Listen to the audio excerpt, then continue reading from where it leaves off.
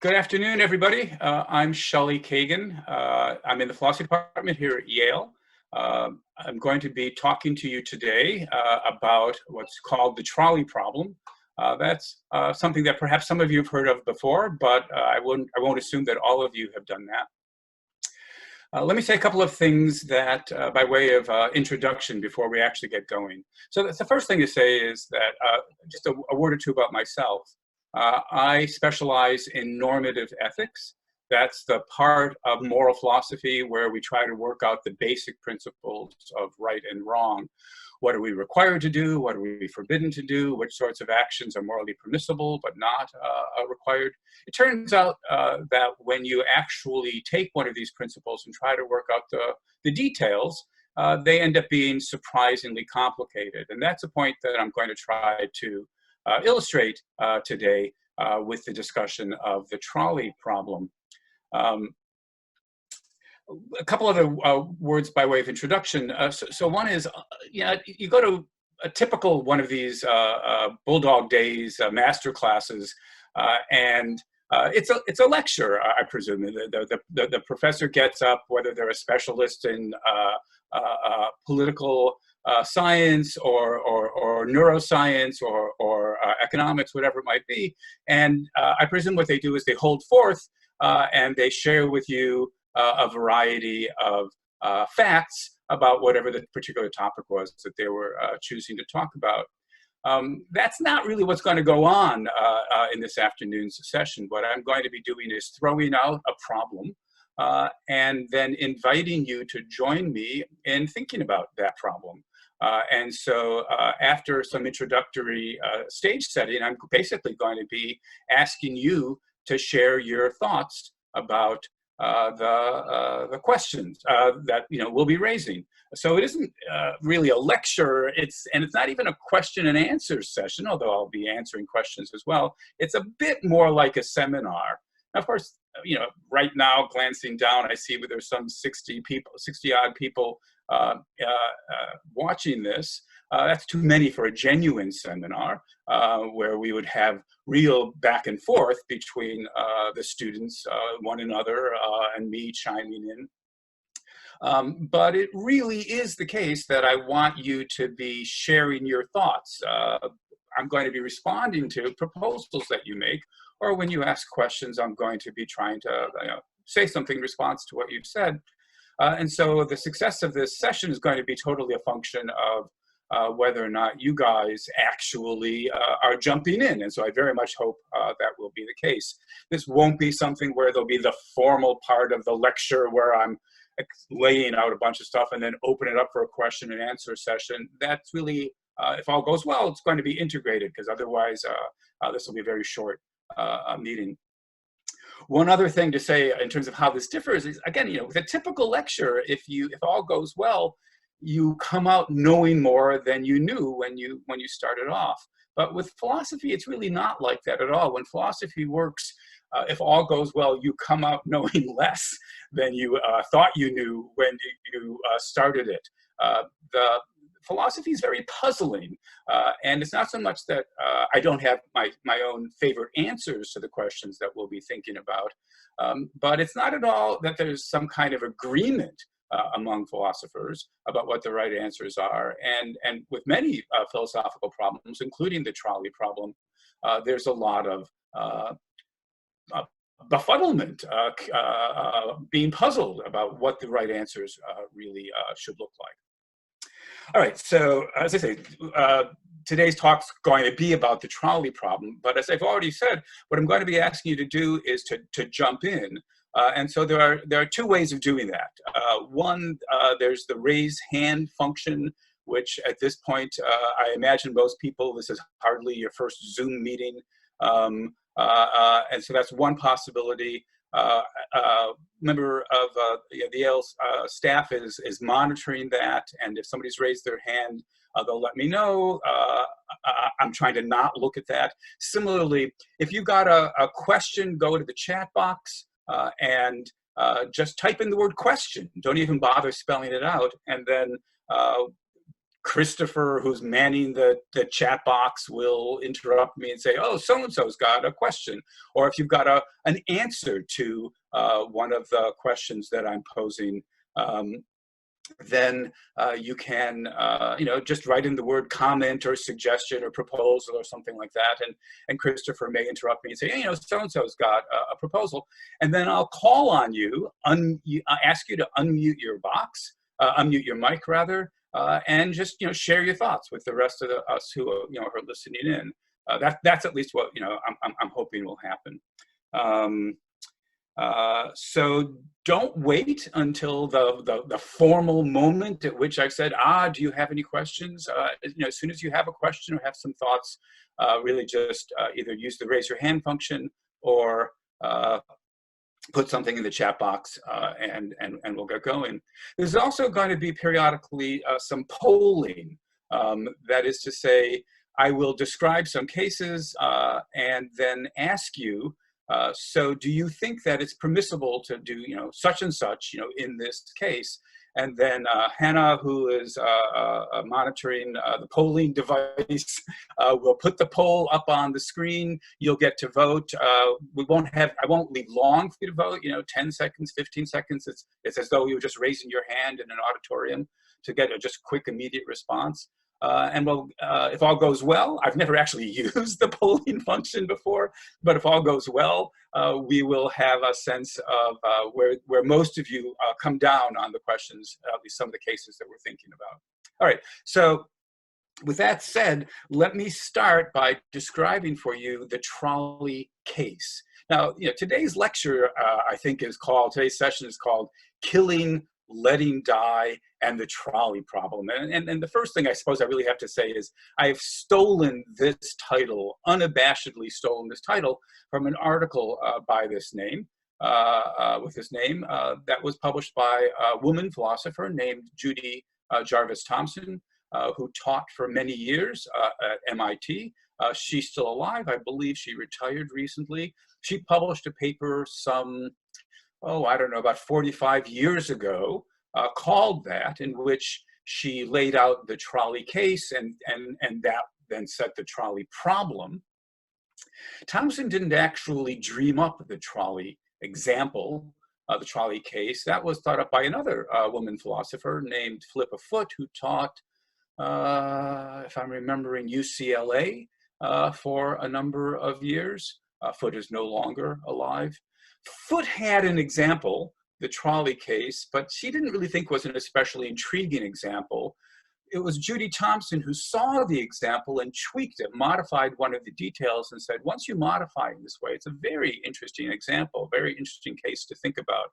And that's what, some 45 years later, still have a number of us, puzzled thinking about it. All right, so with that said, let me start by describing the case for you. As I say, I imagine that many of you have heard of it. I've been thinking about the example for more than 40 years myself, and when I used to discuss this with students in many settings over the years, almost nobody had heard of it. In recent years, it's gotten more airplay. In recent years, I think perhaps especially in light of the growth of self-driving cars, questions related to or similar to the trolley problem seem more pressing to a wider public than they used to. So probably many of you have heard of it. But anyway, just to make sure we're all on the same page, here's the case. All right, so imagine that there is a runaway trolley, a runaway train that is headed down a track. And the brakes have sadly broken, and they have failed. And so there's no way for the driver of the train to stop the train. There's no way for anybody to stop the train. And if nothing happens, the train will continue along its path where it will hit and kill 5 innocent school children. I make them, it could be anybody, but I make them school children so as to avoid your worries about, are these employees of the train company? Are these adults who should know better than to be on the track?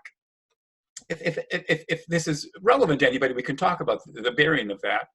But for simplicity, so let's start by assuming that the 5 are children, and it's not their fault that they're there.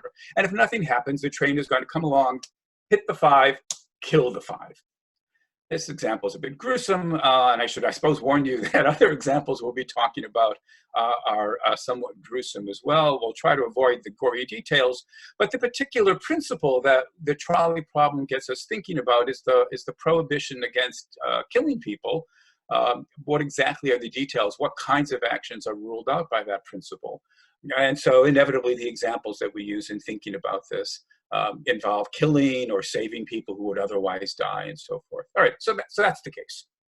Well, that's the basic part of the case. Now, of course, if that was all there was to the case, there'd be nothing to say about it. It's tragic that the 5 kids will die. But imagine that you are a bystander standing next to the train track. You see the train coming along, you see the 5, you see that the train is going to hit the 5. And let's suppose that the 5 school children are too far away so that you can't possibly warn them to get off the track in time. However, next to you is a lever. And if you do nothing, then the train stays the way it is, going along the main track. But if you pull the lever, the train will be diverted before it hits the 5. The track is actually shaped a bit like a Y. And the train has not yet reached the juncture point at the Y where the track splits. So if you do nothing, the train continues on its way. But if you throw the lever, the train gets diverted onto the side track, and so it will not continue, will not hit the 5. Now again, ordinarily we say, so what's the question there? Of course you should throw the switch, save the 5. But what makes the case interesting is that there is somebody on the side track. It's not one of the 5, but it's somebody else. And again, for simplicity, let's just suppose it's a sweet, innocent school child. I always think of them as like 4-year-olds, 5-year-olds, whatever it might be, 6-year-olds. And so if you throw the switch, this extra child on the side track will be hit and killed by the train. But if you do nothing, then because they're on the sidetrack, they'll be safe. All right, so that's the case. I haven't actually yet said what the trolley problem is. This is just the case. But before we get further, it will emerge what the trolley problem is. The first thing to find out is, where all are you in terms of what you're permitted to do? Now, that's the question I'm going to initially pose. In a second, I'll ask Hannah to throw up one of the polls. And the basic question is going to be, in this first poll, are you permitted to throw the lever, diverting the trolley from the 5 so that it hits the 1 instead? When I say, is it okay or is it permissible, what I have in mind is it morally permissible? Our question is not, is it legally permissible? To be honest, I haven't the slightest idea what the law does or doesn't say if one actually were to find oneself in a trolley case. But our question is it morally okay? We wonder, what are the possibilities? Well, we might think on the one hand, it is forbidden to throw the switch. You must leave it the way it is. Another possibility is that it's morally permissible to throw the switch, diverting it onto the sidetrack. For those of you who think it's permissible, there'll be a further subdivision. Some of you may think that it's okay to throw the switch, but you're not required to throw the switch. It's up to you. You get to decide whether you want to throw the switch. Others of you may have the view that it's forbidden to throw the switch. For those of you who think it's permissible, some of you may think it's required to throw the switch. Some of you may think it's permissible but not required. And then the third group, of course, is that it's forbidden to throw the switch. You must leave it the way it is. For our purposes, present purposes, don't worry about whether you're somebody who thinks it's merely permissible but not required, or whether you're somebody who thinks it's both permissible and in fact required, and that's why it's permissible, because it's required. Our initial question is just, are you at the very least permitted to throw the switch? And so if you think you are permitted, when Hannah puts the poll up, then you should say, yes, you are permitted to throw the switch in the trolley case. If you think it's forbidden, that you must leave the switch the way it is, the lever the way it is, then you should vote no, it is not permitted. So I'm going to, in a moment, ask Hannah to put the poll up, but before we do, I want to see, are there any questions? It's important that everybody understand what the question is. I actually see the chat box. Braden has a looks question. Like we have looks like we have a question from Braden. Okay. Braden, can you unmute your mic and then just share the question with everybody? Sure, yes. So my question was, when you say we are permitted to move the switch, does that mean you are physically permitted to do so, but there are repercussions? For example, like, I mean, are there legal or moral repercussions, or do you mean that you have complete agency over the situation without any like repercussions at all? Like nothing will happen no matter what choice you make. Great question, right? So I certainly do mean that you're physically able to do it, right? It would be kind of silly to wonder whether you're permitted to do it if that, I don't know, you were paralyzed and couldn't throw the switch. So let's certainly assume that you have the physical ability to throw the switch. We are certainly asking, is it morally okay? But you're right to wonder, you know, might there be repercussions, you know, if it's illegal in this state to throw switches in trolley problems, might you go to jail? And then, you know, that might influence our decision as to whether you're required to throw the switch. But, you know, one could imagine somebody who thought, I'm at least permitted, you know, maybe I'll sacrifice myself and do some jail time so as to save the 5 lives. Morality permits me to do this. Maybe even morality requires me to make this sacrifice. But in order to avoid those questions, because I want us to be focusing on the sheer fact of killing the child on the sidetrack, or letting the 5 on the main track die, let's suppose there's no further repercussions. We're just focusing on the permissibility and in order of the action in and of itself. And in order to do that, there'll be no further repercussions. We're just wondering about, if everything else is equal, is this permissible or not? So great thing to have clarified, Braden. Any other questions? Anything else that needs clarifying? Since Christopher is not interrupting me, is everybody ready to, I hope everybody's ready to vote. Since I can't see you, normally I would just say raise your hand if you need anything else clarified, but since nobody else has put anything in the chat box, let's suppose you're ready to vote. So at this point, I will ask Hannah, can you throw up the poll? You've only got a couple of seconds, so vote quickly. If you think it's permissible to throw the switch, vote yes.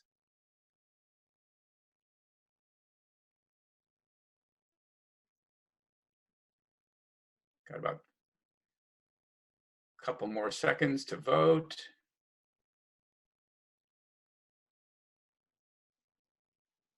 I think we set it a 20-second timer, but I think everything stopped anyway. So look, 90% of you voted yes, it was permissible, and 10% voted no. That's great.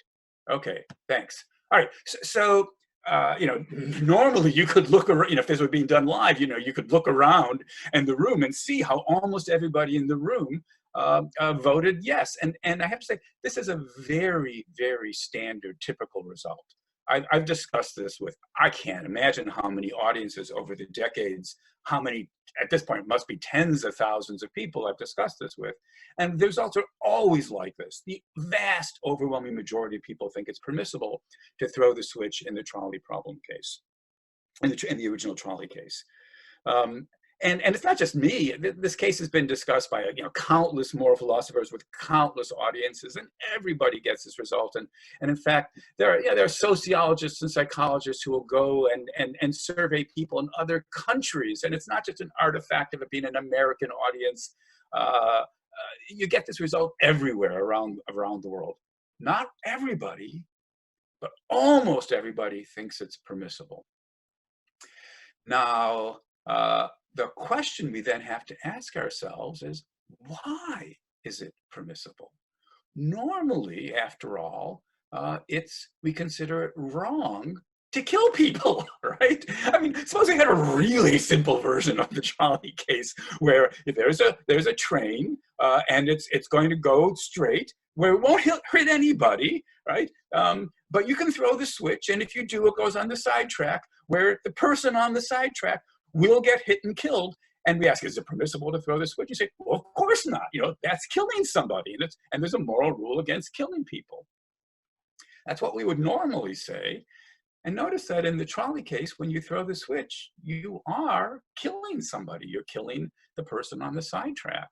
So you're doing something here that we normally think is wrong, and yet 90% of us think that it's permissible. And so the question is, why is it permissible? What is it about this case that makes it morally legitimate to do this? Obviously, that's going to require refining our understanding of the rule, and that's, we'll do more of this, and as we go along. But that's the initial thing I want to put out to you. I mean, obviously, for the 10% of you who said no, it's wrong, there's a fairly straightforward explanation as to why it's wrong. You're killing people. You're killing somebody. And it's not okay to kill somebody. Okay, so Christopher, who should I call on? Anna has the question. Anna, go ahead. Unmute yourself. Hi, I was just wondering if in lectures there was always like a certain number that had to be on the original track for most people to say that it was morally permissible. So like right now it's 5. So like what about like 3 and 2 and 4? Yeah. So great. I mean, so the trolley problem is primarily a problem for people who just voted yes on the assumption that they would normally think it's wrong to go around killing innocent people. For the 10% who voted no, there's no particular problem. The straightforward answer seems available. But you're quite right to say, would we get different results if we changed the numbers? And so if I remember correctly, before we bring it to a close today, I want to go back to the 6, 7, 8 people who voted no and ask, was it Anna's question about, would you change your vote if we started changing the numbers? What if there were 10 people on the main track? What if there were 20 people on the main track? That's a really interesting question, but let me hold off on that question and instead focus, at least for a long stretch, on the people in the majority who think it is permissible. And the question again is, why is it permissible? So if you've got a proposal, if you've got a thought about why it's permissible, I see some of you have raised your hands. Christopher, tell me who I should call on next. Rachel has a question and a comment. Okay, go ahead, Rachel. Rachel, I don't hear you, so don't forget to unmute your mic. Yeah, I did. It just remuted me. Sorry. I was going to say that I think that one thing that we have to consider is whether or not we think that killing by inaction should be weighed the same morally as killing by direct action, because if you don't do anything and you're just standing there, well, technically you didn't just directly kill someone, but you did just let it happen. Whereas if you throw the switch, you took an action. So I guess I was wondering how other people felt about that, and whether people think that killing by not doing anything is the same, and if that influenced how they thought about the trolley problem. Before you remute yourself, Rachel, let me ask you, do you think the distinction you just mentioned matters morally? No, I think that killing by inaction should be weighed similarly to killing by action. Okay, so you think that in this case it's kind of killing by action 1 versus killing by inaction 5. Maybe the unstated part of your thought is, if you got to kill somebody, better to kill as few people as possible. Is that the idea?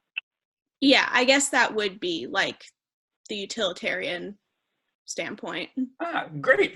So if I had a gold star that I could somehow pass over the internet, I would now give this to Rachel, because Rachel has now not only offered us a proposal, but actually even named the philosophical position that takes the stance that she was just endorsing. There's a view in philosophy called utilitarianism that basically says Yeah, as Rachel put it, killing by inaction's every bit as bad as killing by action. Action, inaction doesn't really matter. What matters is that people are going to end up dead. And if there's no way to avoid all the deaths, and of course the point of the example is that there is no way to avoid all the deaths. If there's no way to avoid all the deaths, then minimize the deaths. Do the action that will have the best results overall. That's the utilitarian answer. And that's certainly a position that if we endorse it, will explain why it's permissible to throw the trolley. Well, I'll come back to the utilitarian idea in another minute, but let's get some other thoughts from some of the other people here. Christopher, who should I call on next? Looks like we have 6 comments on coming up. First with Alette. Okay. Yeah, go ahead. Yeah, so I agree largely with Rachel. I imagine that a lot of people who weren't in the majority might have sort of assumed that they have some blood on their hands as a result of pulling the lever, that they're somehow responsible for that one person's death. But I do think that you have to accept as much responsibility for any inaction, just as Rachel said. But my question is kind of about the number matter, because I would group myself into the category that says it's permissible to pull the lever, but you don't necessarily have to do it one way or the other. You're not morally obligated to pull it necessarily. But my question is about how the number of people influences things as well. Like, who are you specifically to say that killing one person versus 5 is more merciful if you don't know anything about the individual lives of those people? Yeah. So really 2 nice points that you just raised. So one is, back to the earlier question, I forget who raised it, about what would alter if we change the numbers. And I do want to come back to that. I mean, I suspect that if we change the numbers, we'll get people changing their vote. Although if we were to embrace the utilitarian position that Rachel put forward a minute ago, then not only should it be, you should minimize the number of deaths, that's the basic idea, then I suppose we'd have to say, just like it's permissible to throw the switch in 5 versus 1 case, it would be okay in the 4 versus 1 case, or the 2 versus 1 case. There's a different issue that, I'm not sure if I caught the name, Alette, I think, raised, which is sort of, who are we to decide? But the trouble is, of course, we're the ones stuck in the position. And I want you to imagine the case where you're the one at the switch trying to decide what's the right thing to do. There's no escaping the situation. The thought, who are we to decide, might be the thought, since it's not my place, I'm not God, I shouldn't get involved, I'll just leave the lever the way that it is. That's not an uncommon thought, although one might wonder, do we really believe it or not? Here's another variant on the case. Suppose that the train's going along the track, there's 1 person or 5 people at the end, 5 kids. You could throw the lever and there's nobody on the side track. Okay, so you ask yourself, is it permissible to throw the switch? I presume everybody's going to say, I'm not even going to take a poll on this one, I presume everybody's going to say, of course it's permissible. But then shouldn't we find ourselves asking, who are we to decide who lives and who dies? If it's God's will that the 5 die, why is it my place to interfere with God's plans? This question was posed by David Hume, the great English philosopher, centuries ago, and his answer to this thought was, maybe it was God's will that I be there in a position to save the 5's lives by throwing the lever. And of course, once we're open to that answer in this no-brainer version of the trolley case, it's open to us to say the same thing in the classic version of the trolley case. Who are we? Well, maybe it was God's will that I be in position to minimize the number of deaths in this horrible disaster. But still, some people do want to say, that's an argument for inaction. And so perhaps that's a reason for voting with the minority that it's wrong to throw the switch. Other suggestions. So what we've got, the question I asked was, why is it okay to throw the switch in the trolley case? And the main answer we've gotten so far is the utilitarian one. Basically, follow the numbers, minimize, do what's best for the greatest number of people, minimize the number of deaths. That's certainly an impressive, respectable answer with a very long philosophical pedigree. I'll put some pressure on that in a moment, but let me see if there's any other suggestions before I turn to that. Somebody else, Christopher, who's raised their hand recently. We have a question from Maddie on a variation on the case. Okay, go ahead, Maddie. Okay, yeah. So I was wondering, if we change the case and let's say that there were equal numbers, it doesn't make a difference if you flip the switch or not. And let's say maybe you know someone on one of the tracks. Does that make a difference? Because maybe it's selfish to kill the other people, or maybe it's worse to kill someone that you know. Right. Yeah, that's great, Maddie. So if this was an entire semester, and indeed I'd need more than an entire semester to work out an entire theory of ethics, one question that we would certainly want to ask ourselves is, do we have special obligations to people to whom we stand in special relationships? This is where your question ended up with, what if it's somebody you know, or what if it's your mother, right? It's not some little school child on the sidetrack, but your mother on the sidetrack. Might that change your mind about whether it's okay to throw the switch? Or for those of you who are in the minority and that said it was wrong to throw the switch, if it's your mother's one of the five, might that make it permissible to throw the switch? Just what do special obligations do to complicate our moral theory? That's a really important question, and having admitted that, I simply want to try to avoid that complication so as to focus on the essential question. I don't mean it's the only interesting question, but the essential question behind the trolley problem, namely this issue about killing versus letting die, action versus inaction, as Rachel put it.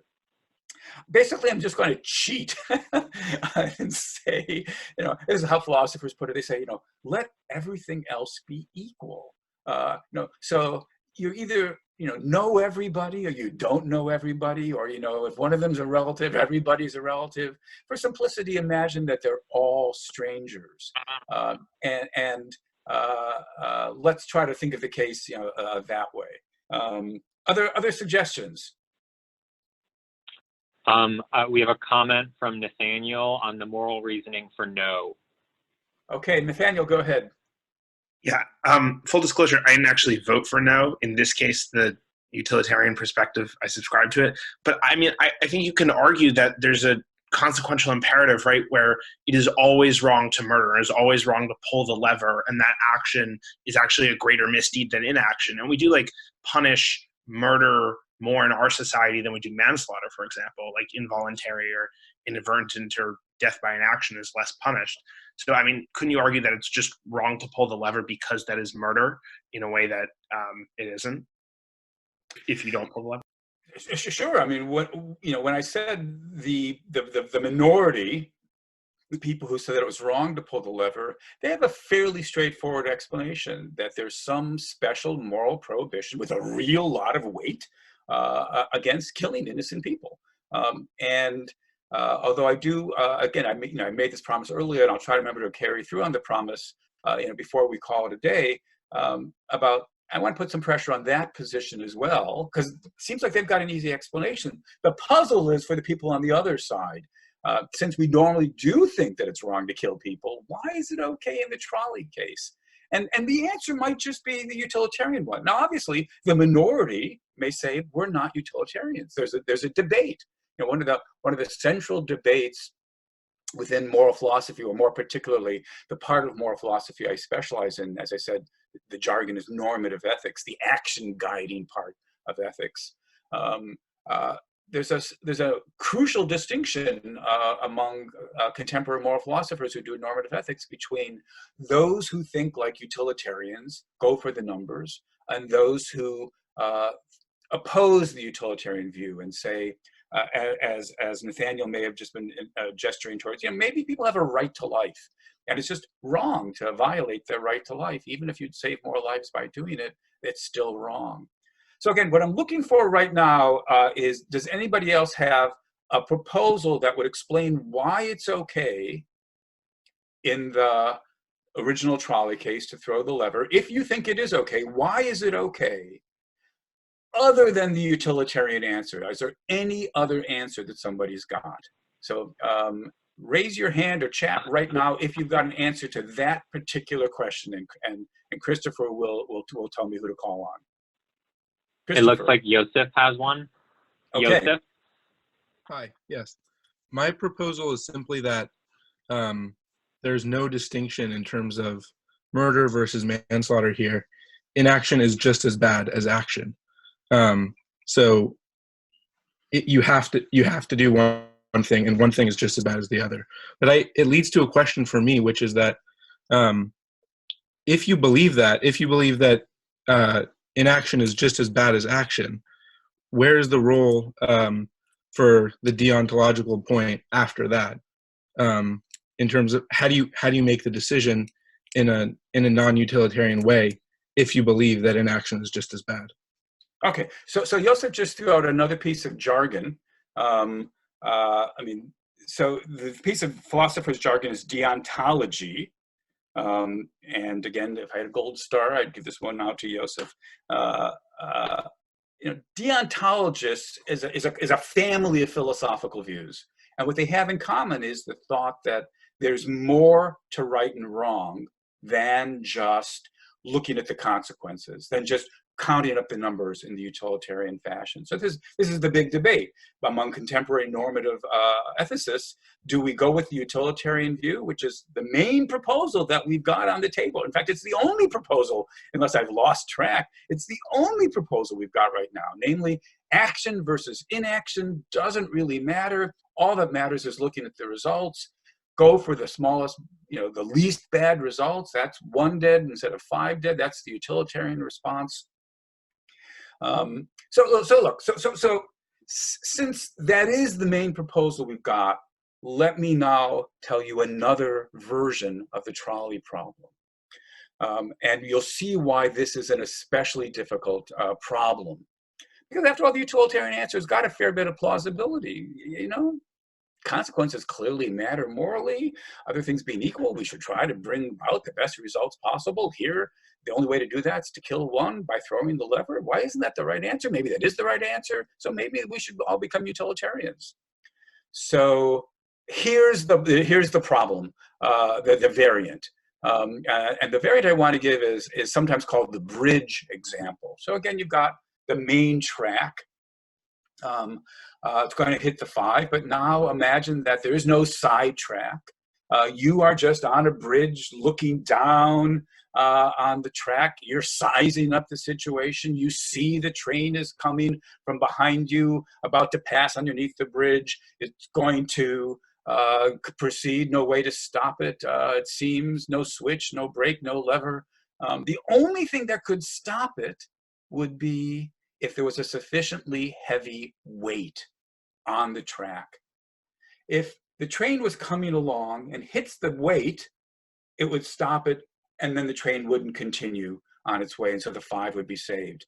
Now, you look around, there's no heavy weight next to you on the bridge. Again, imagine the stories being told about yourself. I can't see you, so I don't actually know whether this is true of you or not, but let me suppose you are all sufficiently skinny so that, I'll tell the story about myself. I don't weigh enough to stop the trolley. I can't jump off the bridge and sacrifice my life because I don't weigh enough. The train would just hit and kill me and continue on its way and then kill the 5 as well. But, and here's what makes the story especially gruesome, imagine that standing next to you is somebody else. And unlike you, this person is very, very large, very, very overweight. And so it occurs to you that they weigh enough to stop the trolley. And they're standing right next to you, and they're all very excited, and they see that the train's coming, right? And he's pointing down, saying, "Shelly, do you see what's going on?" And he's leaning over the bridge, looking. And it occurs to you that just a little push, just a little push would be enough to topple, the person gets called in the literature the fat man, off the bridge, onto the track. The train would come along, hit the fat man, but the fat man weighs enough that it would stop and stop the train, saving the 5 people. Okay, so Hannah, get ready, because in a second I'm going to have another poll. I'm going to ask, is it permissible to push the fat man in the bridge case? And now the yes answer is going to be yes, it is permissible. And the no answer is going to say no, it's not permissible. It's forbidden. Before we have the poll, again, does anybody need to have the case clarified? Any questions about this new example? If so, raise your hand now, and Christopher will call on you. Anybody? We have one from Abe. Okay, go ahead. Well, hello. Yourself. Hello. Hey. I just want to clarify, for this scenario, is the idea that definitively, if you were to take the action of pushing the person, that the trolley would definitely stop? Or is there Yes. Yeah. Okay. Thanks. Great. That's important, right? Because you might wonder about, what if it's only a 20% chance? Is it worth killing somebody? Maybe he'll get killed, but then it would go on anyway. Does he really weigh enough? Let's just stipulate this person weighs enough. Was any other clarifications? And Margaret? Yeah, go ahead. My question is, and we might get into this when we answer this question, but what does permissible mean? Does my conscience allow it? What moral, I don't understand what that means. So great. So right now, for our purposes, we can just ask the question, as you should be asking the question, is, does your conscience allow it? Do you believe it's permissible?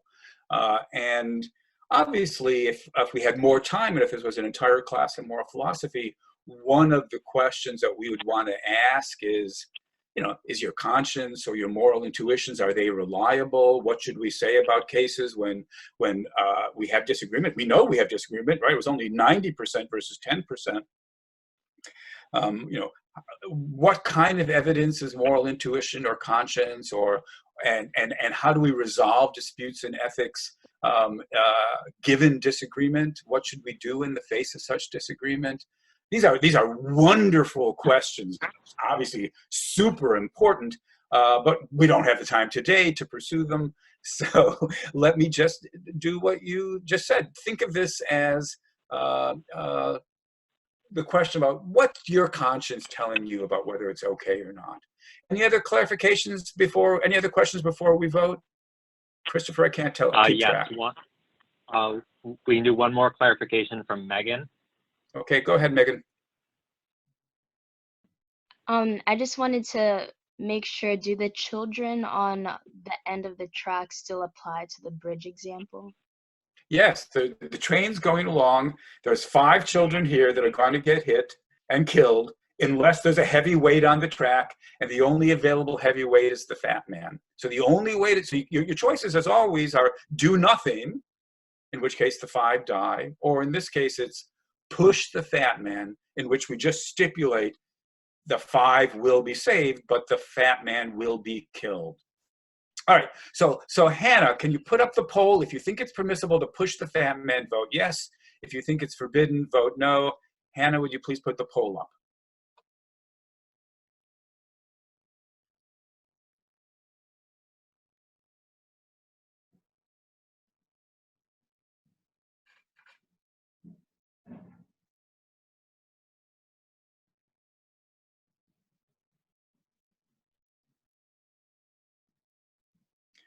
Okay, so here I see it was 47% said yes, 53% said no.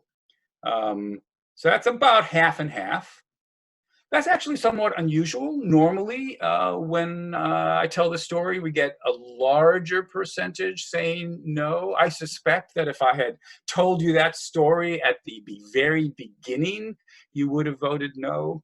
What I imagine happens here is, you guys are all smart enough to have gotten into Yale, right? So, you're seeing problems about consistency here. When you ask yourself, why was it okay to throw the switch in the original Trolley case? The answer looks like it's the utilitarian answer, but obviously if it's the utilitarian answer, then it ought to be okay to throw the fat man. And so consistency requires that you say it's okay.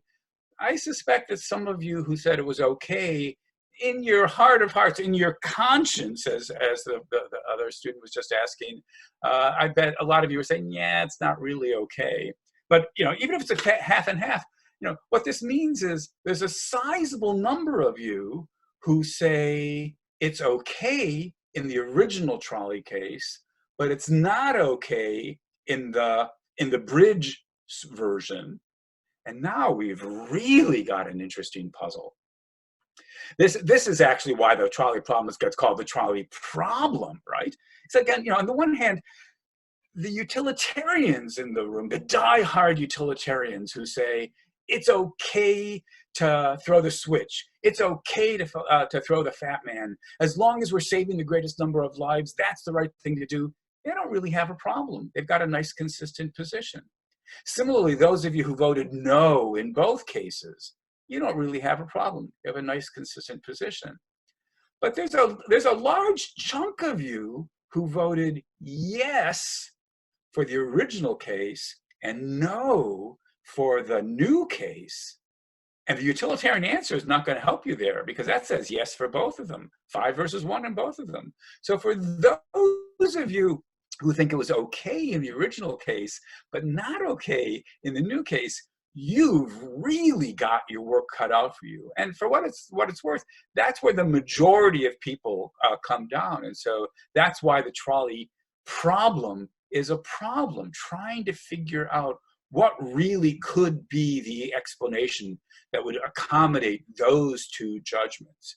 If you're in that group and you have a proposal about why it might be okay in the original case, but not okay in the bridge case, then I'm especially eager to hear from you. Raise your hand or put in the word comment in the chat box or something, and Christopher will tell us who to call on.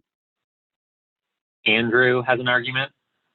Okay, Andrew, take it away. Okay, yes. So, in the case of pulling the switch, right? When you pull the switch, you're pulling it to save the 5 people. Your action is only diverting the train to the other track. Therefore, it makes you indirectly responsible for killing the other person on that track. But when you're pushing the fat man, you're performing an action that directly kills him. So the distinction here is that your action indirectly kills in the first place, but directly kills in the second. What was your name again? Was that Andrew, was it? Yeah, Andrew. Okay, thanks, Andrew. All right, so Andrew's proposal, I'm just jotting it down here, was direct versus indirect. Now, that's a nice suggestion, right? I mean, if we are in the group that thinks it was okay in the original trolley case, but not okay in the bridge case, then we need to find some difference, and what the difference might be is not obvious. And so Andrew's got a proposal. Directly killing somebody is wrong. That's why we can't do it in bridge. But in original trolley, you're not directly killing, you're just indirectly killing. Now, the trouble I've got, I mean, look, that's an interesting suggestion, and I'll have to confess, I've been thinking about the trolley problem a long time, so I've heard most of the suggestions before, and I'm puzzled by most of them as to whether they'll really work or not. So I don't mean to be poo-pooing Andrew's suggestion, even though I'm going to give it a hard time. Suppose that, go back to the simplest version of a trolley case. Imagine there's nobody, the train's going in this direction, it's not going to hit anybody. And there is somebody on the side track, and suppose it's your enemy. You hate this person. Or maybe it's your uncle and you want them dead so you can inherit their money. And you throw the lever so that the train goes and kills them. And then when they come to arrest you and take you off to jail, you say, Andrew says that's okay, because I didn't really directly kill, I just indirectly killed by diverting a trolley. I imagine the jury's going to say, throwing a trolley at somebody, causing their death, that's just not okay morally. Off to jail for you. I mean, it's not obvious to me why throwing a speeding trolley at somebody should be any less morally troubling than, imagine I pointed my gun at my enemy or my uncle and I pulled the trigger and he said, well, that was indirect. I just threw a speeding bullet at them. We would all call that directly killing somebody. So then why isn't throwing a speeding trolley at them directly killing somebody? I don't really want to say there's no way at all that Andrew's idea can't be made to work. There's a lot of proposals in the literature trying to make good on the idea of direct versus indirect. I do just want to say it's not obvious how to make it work, because it does look like throwing a trolley at somebody, causing their death, is just one of the wrong ways of treating them. And then it's not clear why it suddenly becomes okay in the original case. Other proposals. Actually, before we get another proposal, yeah, I'm not going to have enough time. Other proposals as to what's the difference between the original trolley case and the bridge case. Christopher, who should I call? We have a proposal from Judah. All right, Judah, go ahead. Hello. So I actually was in the full utilitarian camp. I chose no or I chose yes and then yes. But I have what I think might be a proposal, which would be that if you're thinking about the net amount of human suffering and human terror, when you have someone who is already on the track, they might have more of an expected risk or more fear, versus you said that the fat man in the second problem was looking down and pointing in surprise. It seems as though he had an expectation of comfort or safety. And so by throwing him, you are then creating more suffering and more terror overall. And so whereas it might be appropriate to throw the track and kill someone who is already in a situation which they deem dangerous, it would not be to throw someone who is in a situation which they deem safe. Yeah. So great, Judah. So Judah's proposal is there's some morally relevant difference here between those people who are in the situation, I think that was Judah's phrase, and those people who are not in the situation. And Judith, suppose we give a name to the person on the sidetrack in the original story, call her Sally. All right, so Sally, Judith says, is in the situation. Why? I suppose because she's on a track. Whereas the fat man is not in the situation, Judith says. Now, again, I don't want to dismiss this. All I really got time, we have time today, is just say it's complicated. Because what counts as being in the situation? I mean, the fat man is on the bridge. The bridge might be part of the train system. Would it be okay if the bridge was part of the train system, so that now you and the fat man are in the situation? Normally in class, I would just now ask you to actually raise your hand so I could see if there's anybody like this. But I won't ask for a poll. But the question is there anybody who thinks it was wrong to throw the fat man when this was just a random bridge, but it's okay to throw the fat man if the bridge is part of the train track system, part of the train yard, because now they're in the situation? Does that change anybody's vote? Does it change everybody's vote? Here's another case worth wondering about. Actually, I'm going to ask Hannah to get a poll on this one. So this is on the in the situation case. Suppose that if you go back to the original trolley case, go straight, it's going to hit 5. Side, if you throw the lever, it goes to the side where it'll be diverted. Imagine that Sally is not on the side track. In fact, there's nobody on the side track. Unfortunately, the train's got enough momentum that when it comes to the end of the side track, instead of stopping, it will jump over the track, continue downhill all the way where it will run into a playground at the bottom of the hill where Sally is on the playing in the playground. So she's clearly not in the situation. And so it's like the trolley case, except we're taking a cognizance of Judah's in the situation, not in the situation case. So if you think it's still okay to throw the switch, then Hannah, throw up the poll again, please. Vote yes. In the playground version, is it still okay to throw the switch?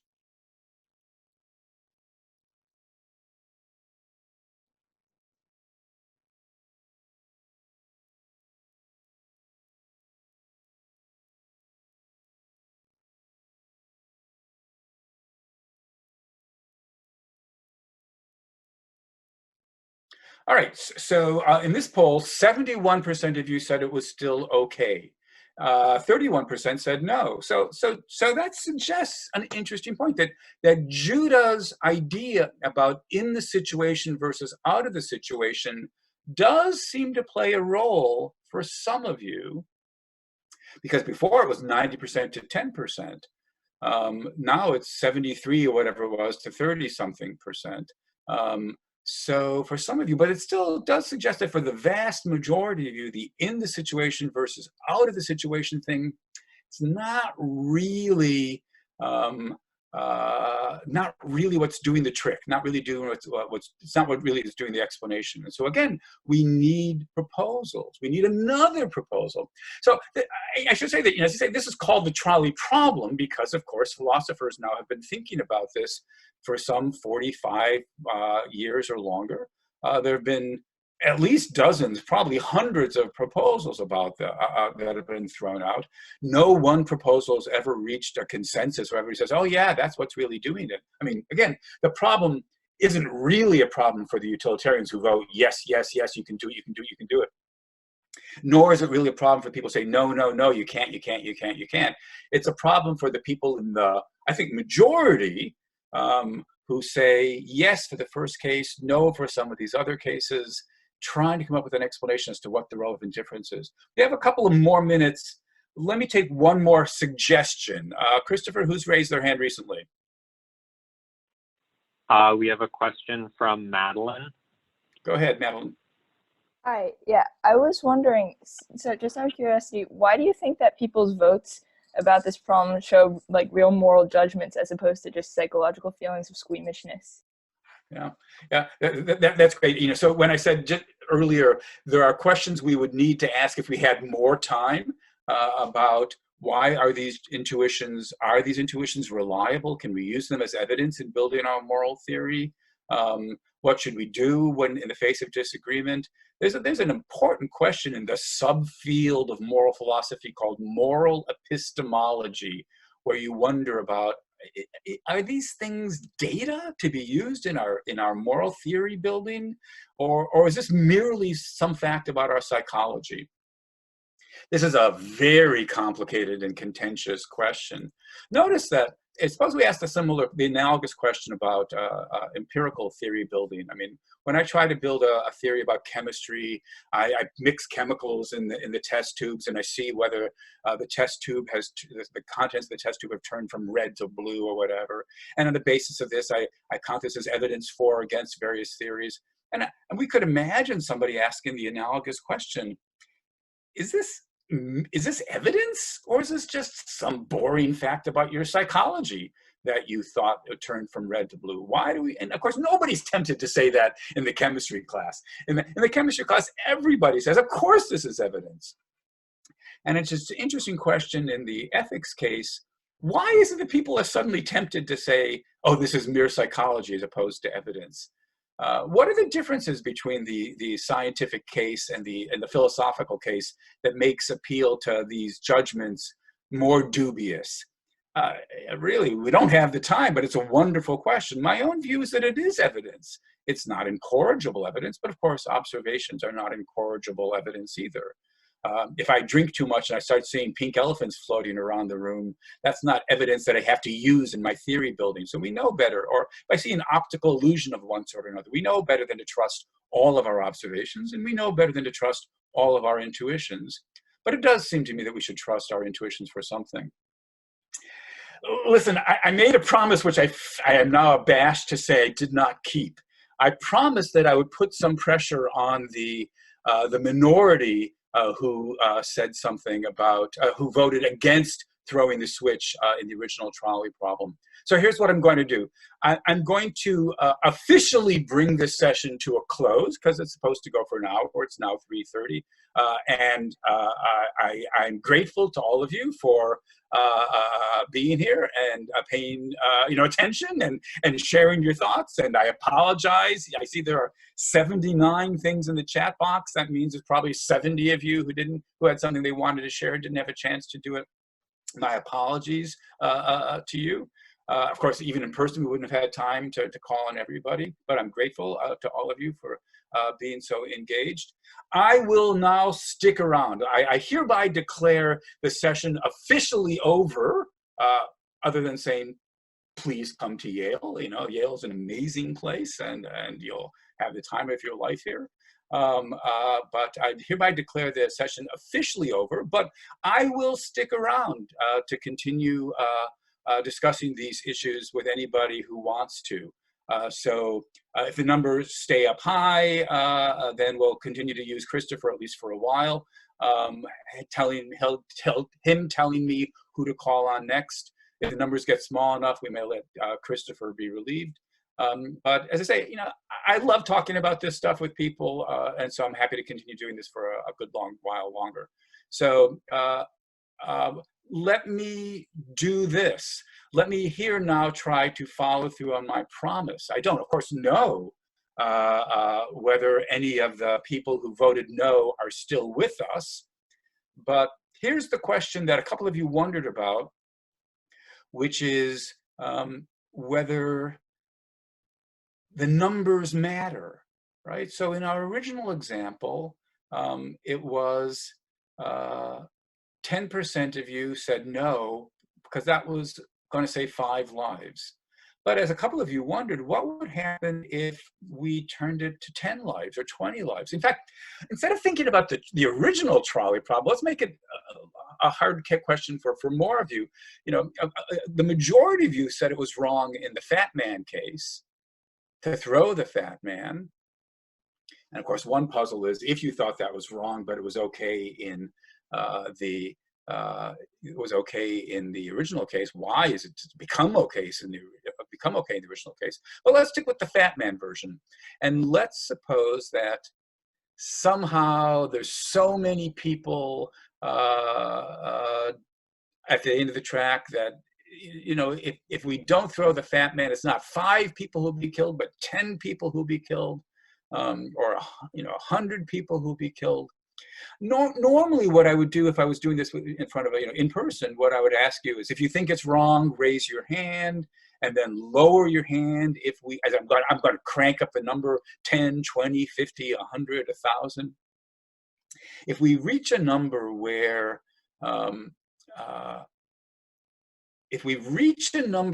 you think it becomes permissible to throw the fat man to save that many people, then I would have normally said, okay, then lower your hand, because that would mean even though you were deontologically inclined, you do think